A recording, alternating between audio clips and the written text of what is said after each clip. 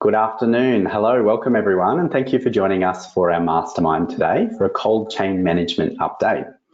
My name is Charles Broadfoot and I'm one of the Professional Development Officers with Hunter New England Central Coast Primary Health Network. I would like to acknowledge the First Peoples and traditional custodians of all the lands in which we are meeting on this afternoon and pay my respects to elders past, present and those emerging. Today's session is being recorded and the recording and the slides will become available in our PHN Education Library.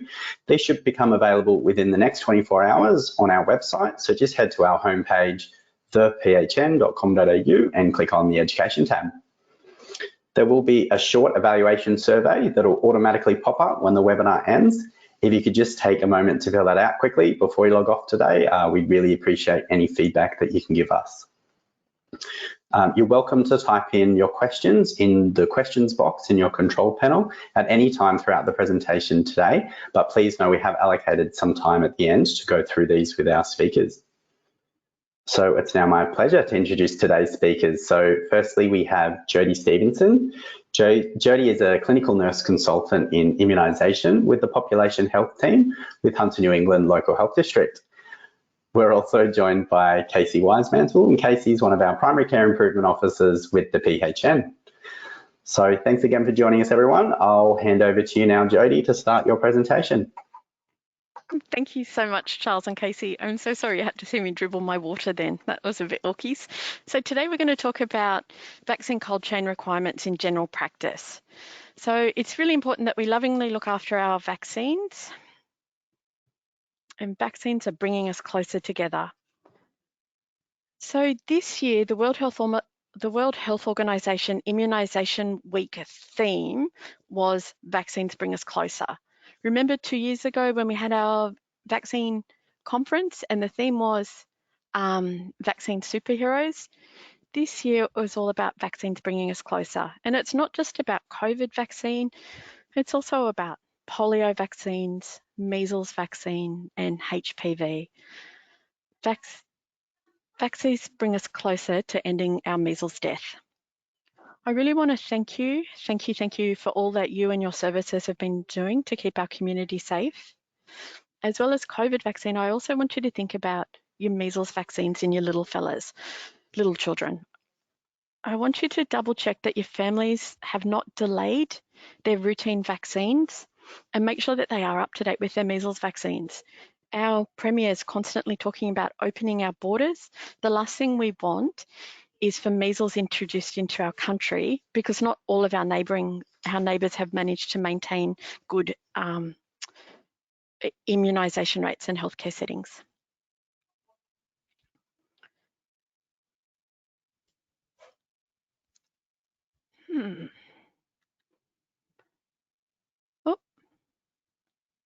Okay, so let's talk about the cold chain.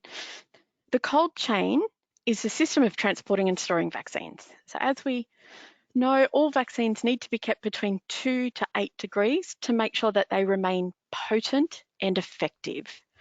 Vaccines are sensitive little things. They don't like being frozen. They don't like being exposed to temperatures outside to 2 to 8, and they don't like being exposed to light, whether it be sunlight, UV, or fluorescent lights. That's why we tell you to keep them in their boxes all the time.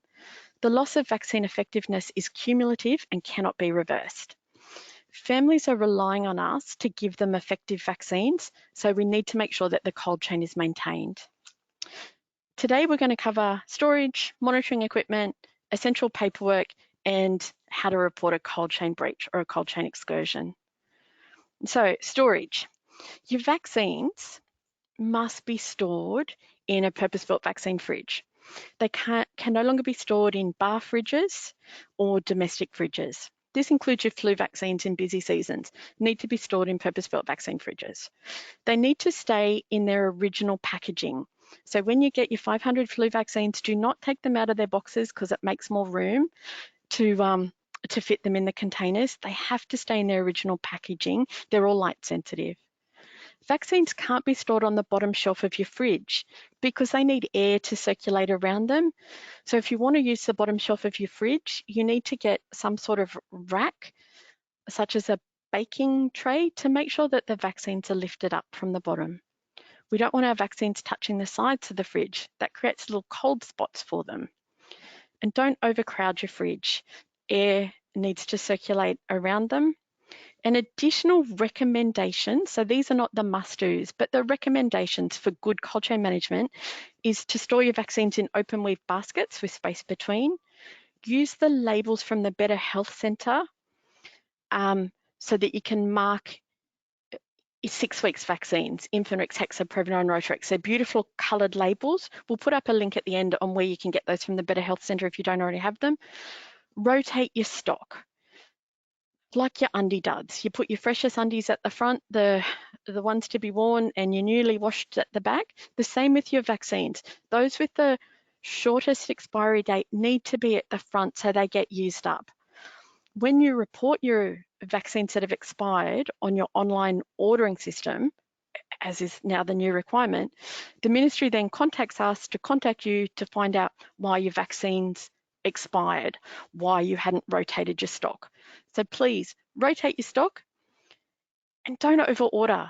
We've had 40 pediatric Hep Bs being reported as expired because they weren't used, because you're never going to get 40 people that need pediatric Hep B because it's included in your Infinrix Hexa. It would be the odd occasion that you need to order pediatric Hep Bs, for example. And separate your influenza vaccines as soon as you get them into their age groups, into your NIP, so those funded by the government, and your private ones. We didn't get many influenza APHIS this year, which is super exciting, or administration errors, I should say, which is super exciting. But every year we get the over 65 vaccine given to the 5-year-old or the 18-year-old. Because when your fridge is left unattended by you clever clogs, someone just helps themselves. So if you make sure that everything's packaged correctly, it'll really reduce the risk of errors there. Okay, back to cold chain. Monitoring equipment that you must have is your data logger.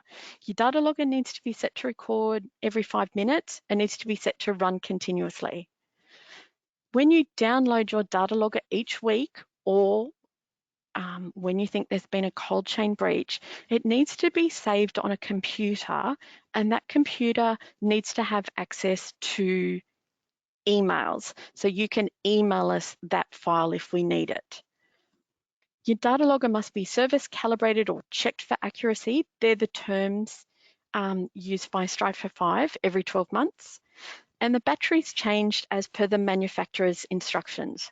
Those of you with log tags only recently created a data logger that you can change the battery. Prior to that, their data loggers have a life of around 18 to 24 months. And as soon as the battery on those things says anything other than good, you need to discard it and replace it with a new one.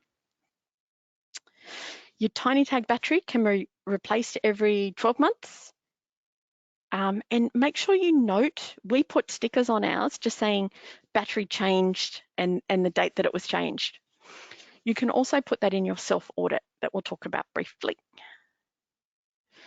So checking the battery on your log tag and your tiny tags. So in your log tag, check for summary, and you can see here that your battery status is okay. That's super exciting. Anything other than that needs to be replaced. On your tiny tag, you can go to the clock button and that'll tell you this logger battery is good. Anything other than good is bad and the battery needs to be replaced, and it gets replaced every 12 months anyway. For those of you with tiny tags, which are the ones that we at Public Health promoted heavily because they're good and easy to use, when you're relaunching it, just take a few minutes to make sure that your name is in the description, that it says taking a measurement every 5 minutes, that you can delay the start for 10 minutes, let's say, which means when you've hit launch it, you've got 10 minutes to get it from your computer out to your fridge, just in case something happens and you get distracted by patients or phone calls. You want it to measure the temperature. You want it to run indefinitely. You don't want it to stop when full, because that means, worst case scenario, someone hasn't downloaded it recently, it's now full, you've lost all your current data, it's stopped recording. For run indefinitely, it just wipes old data and keeps all your more recent things. I hope that makes sense. So there are data loggers. The other essential equipment we have is a battery-operated MinMax thermometer for each vaccine and alternative storage that you have. I really want to stress this is in addition to that beautiful inbuilt MinMax thermometer you've got in your fridge, the one that's built in at the top. New South Wales says you also have to have a separate battery-operated one. This is really important because when power goes out, you can still see what your fridge is up to. So with this MinMax thermometer, you need to plot the current minimum and maximum temperature twice a day. So we would do twice a day that your practice is open. So we do that first thing in the morning when you come in. So we know that the vaccines you're going to use have been safe overnight. And we do it last thing of the day. So we're putting our vaccines to bed. We know that the temperatures are right. We've plotted it. We've reset our thermometer. We've got a window for when something may have happened because we'll come back in the morning and repeat. The batteries for these MinMax thermometers need to be changed every 6 to 12 months, and the accuracy needs to be checked every 12 months. And when you do your self-audit, these are things that you have to document, and you can also document that on the back of the thermometer so you know when it was done. And you're going, how do I check the accuracy of my thermometer? And that's a really good question. You want to, there's instructions in Strive for 5. You want to fill a cup with water, pop it in the freezer till it's frozen, and then you can put the probe in there, check the screen in 2 minutes and document the accuracy. So you want it plus or minus 1 degree. So hopefully it'll get down to 0. 0, 1 or minus 1 is what you're looking for there. So there are our essential equipment, and here's our essential paperwork and odds and sods. According to New South Wales Health, you need to have these stickers, that one on the power near your fridge, that one's on your power box, sorry, that one's on the power point near your fridge, and this is on your fridge door, just so people don't think it's like drinks and opening up and having a good squizzy.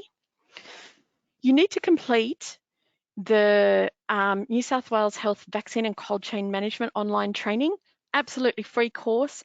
Anyone that's looking at your vaccines should complete that course on the New South Wales Health website and keep their certificates. Save them all in your cold chain folder that you've created. You need to have vaccine management policies that are reviewed every 12 months. Now, policies can be tricky, and New South Wales Health has done a beautiful immunisation cold chain toolkit, and that can be your policy. And Charles has lovingly put a link to that in today's session. So this includes your written procedures to what to do in a power failure. That's all in that toolkit. You need to have your daily temperature graphs, and you need to do your annual Strive for 5 self-audit. They're your essential bibs and bobs. So New South Wales Health wants you to use these temperature graphs, and this is how we record a temperature. So it's like how we used to record blood pressures. You can see we record the maximum temperature, we then plot it, we note the current temperature, and then we report the minimum temperature. And these are, sorry, we didn't have a color scanner, but these are colored so you can see when it goes out of range, you know you have to do an action. And this is also a good way of plotting that your fridge isn't going really well. It's consistently up at 8 degrees. You need to get that fridge serviced because remember, we're striving for 5. So we don't want constant excursions up to 8. We want to sit around 5. On the back of your temperature graph, they've left it so you can put your notes. So on here, this is where we want you to record data logger removed for weekly download, vaccines arrived and they were put in. So when you download your data logger the following week and you see an excursion, you can refer to the back of your page and go, that's right, that's when we had vaccines delivered. So this is your spot for documenting any odds and sods that have happened with your fridge. And if you speak to us at Public Health for advice, you can note that on there as well. The National Vaccine Storage Guideline Research Collection order resources here is on the National Immunization Australia website. You can just put in cold chain collection and you can get posters and stickers and appendices, which are the self-audit. So that's a useful website for you to have access to. Okay, so you've come in on a Monday or a Wednesday, let's say. You've gone to check your MinMax thermometer and it's showing a maximum of 12 degrees. And you know that when you put them to bed the night before, you'd reset your thermometer and the current was 5, the maximum was 6, and the minimum was 5. So you were happy. So something's clearly happened overnight. Please don't ignore it. It's going to be a pain in the jacksie, but don't ignore it. Remember we said at the beginning, our vaccines need to be potent and we need to maintain confidence with our vaccines in the program. So this lovely poster tells us what we do. We need to isolate the vaccines, we need to alert so that no one uses them, but we can't discard them until you speak to public health. We're the keeper of thermostability data, we're the keepers of what you can discard and what you can retain and label. You're going to download your data logger to see how long the breach was for. If it was a temperature between 8 and 12 degrees for less than 15 minutes, we don't have to do anything. That could have been cleaner came in and bumped the door open. It could have been someone came in before you and had a look in the fridge. So we don't have to do anything for 8 to 12 degrees for less than 15 minutes. Anything outside of that, you need to report to us at the public health unit. So there's our phone number on there that you can report it to. And there's also the cold chain breach reporting form that we will send you to complete, or that's also available on our website. It's really important. This is a cold chain breach reporting form. Please take your time and get this right the first time, otherwise we're going back and forth. This form is completed online. Don't print it, don't fax it, just complete it online, save it, attach it to an email and send it back to us. Include a detailed reason for the breach. Include if this is the first excursion for these vaccines. Oh, sorry. Section 3 only needs to be completed if the fridge was malfunctioning or the reason for the breach is unknown. So you've had a power outage or a car's gone into a power pole, you don't need to complete section 3. Section 4 is where you report what vaccines are in your fridge and whether or not this is the first breach for those vaccines. So as you can see on this example, Actib, there were 5 doses that this is their first breach and 9 doses that this is their second breach. So they've had a previous excursion that you've reported to us. So we've got thermostability data that lets us look at a cumulative time out of range. So that's super important. See here, Adacel, this is 7 doses. They haven't been on a previous excursion. This is their first time. Boostrix, 12. This is new. This is their first ever breach. And you've got 10 that have had a previous breach.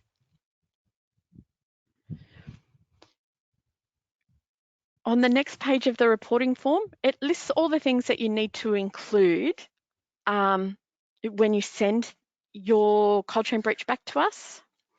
And our amazing staff will email you back with the information on what vaccines can be retained and labelled and which vaccines need to be discarded and other actions required. So for this one, for example, we may say retain and label 5, discard 9. Those 7 Adacels maybe retain and label, but discard those Afluria quad, because different vaccines have different temperature points that they can be safe to use. And we'll also list any other actions on that form that we send back to you saying, stops being put on your account, require service, stops being put on your account, send us additional information.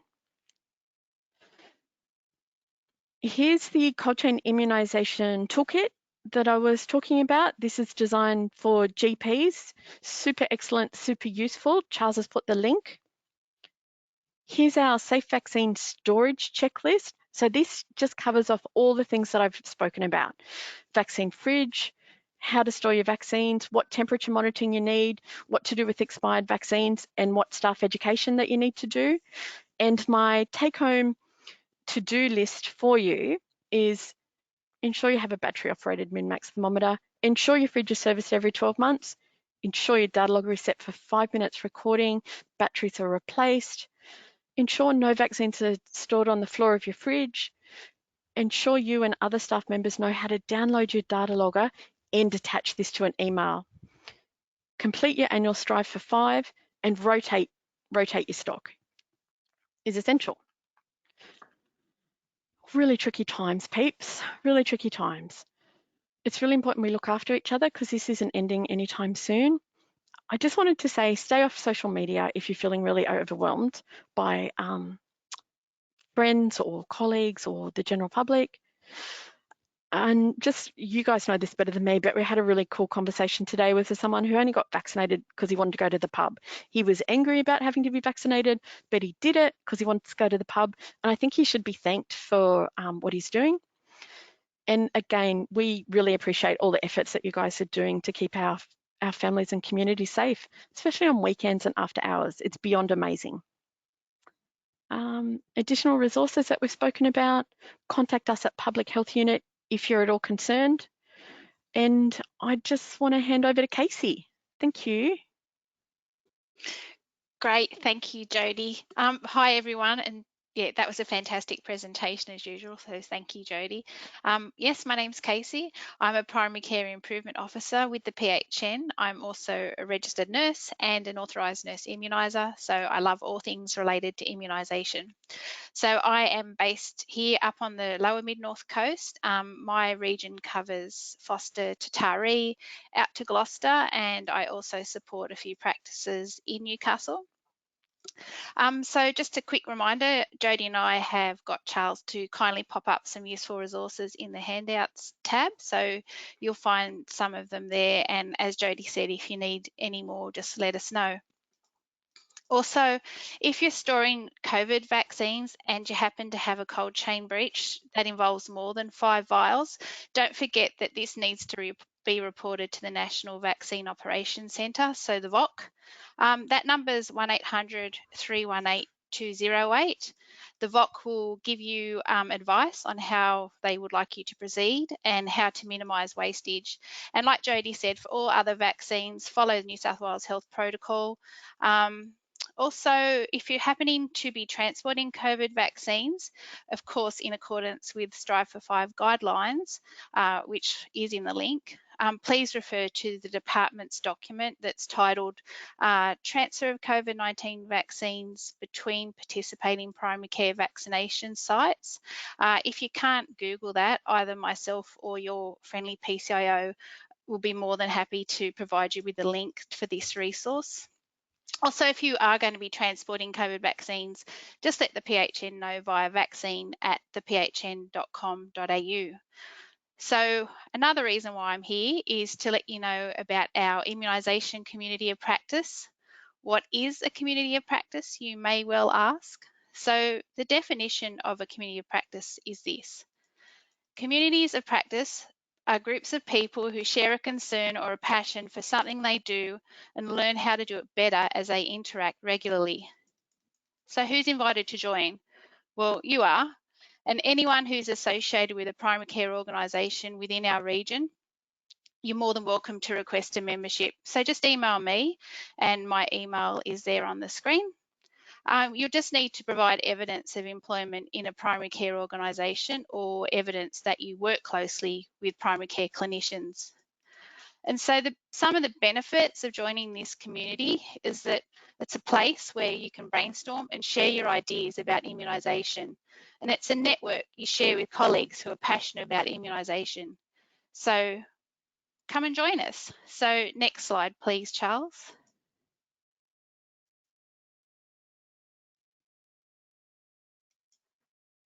Okay, so if you've done the cold chain audit or you're considering doing it now after you've heard Jodie's spectacular presentation, and your practice is receiving the QI incentive payments, once you join our community of practice, you'll find examples of QI activity that you can use to give you some ideas on how you can improve your cold chain management of vaccines.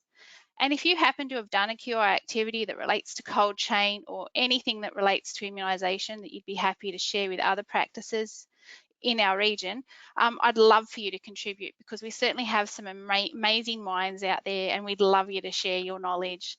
So please note that any resources that you contribute to this site, they can be viewed by members, and by sharing them you agree that others can use and adapt them freely. So back to you, Charles, for any questions. Thanks, everyone.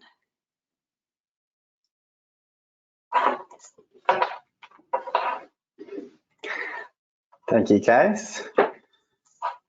All right, we have had a couple of questions come through. So if you do, we have a couple of minutes left, everyone. So if you did have any burning questions for our speakers, please type them in now.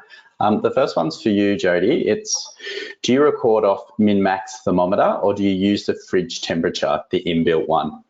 Yeah, that's a great question. I'm sorry I didn't cover that. So we have the school vaccines in our building, and we have Chris Staples, who is beloved of cold chain. So we have 2 MinMax thermometers, the inbuilt thermometers, and a couple of data loggers. Honestly, what we do is the minimum out of the 3 of them. For example, one sitting on 3, one sitting on 4, one sitting on 2, hopefully not. We would take the minimum, whichever current, and whichever the maximum is out of all of them. So you can take your temperature from anywhere. You don't have to record both the inbuilt and the MinMax thermometer.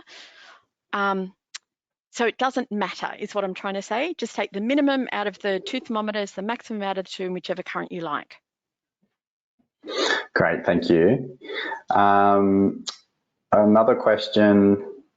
Can we discard COVID-19 vaccines like other vaccines or through a pharmacy? I think that's up to the Vaccine Operations Centre. Your local public health unit that helps you with every vaccine you've ever given in your life, from birth to elderly, we have nothing about the COVID vaccine. So whatever the VOC tells you to do, Vaccine Operations Centre. I think there was a question for you, Casey, from Tony. Can you provide that link for COVID vaccine transport, please? Definitely, yes. I'll give it to Charles to send out with the presentation slides. No worries, I can email that out to everyone. It doesn't look like we've got any other questions at this stage, so we might wrap it up there. So thank you everyone for attending today. A big thank you to Jodie and Casey for generously giving your time. Really appreciate it. A reminder that the session is being recorded. So this recording and the PowerPoint slides from today will be available in our education library on our website. So if you do have colleagues that may have missed it, please send them to our website and they can watch this at any time. There will be a short evaluation survey that will automatically pop up when the webinar ends.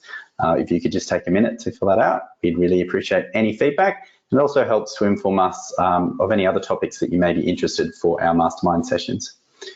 So our next Mastermind webinar is being held on Wednesday, the 27th of October. And the topic for this one is on LUMOS, and it's understanding the patient journey to drive practice quality improvement. So that's all from me. Thank you, everyone. We hope you enjoy the rest of your day. Take care. Bye-bye. Thanks, everyone. Bye. Thanks for your time.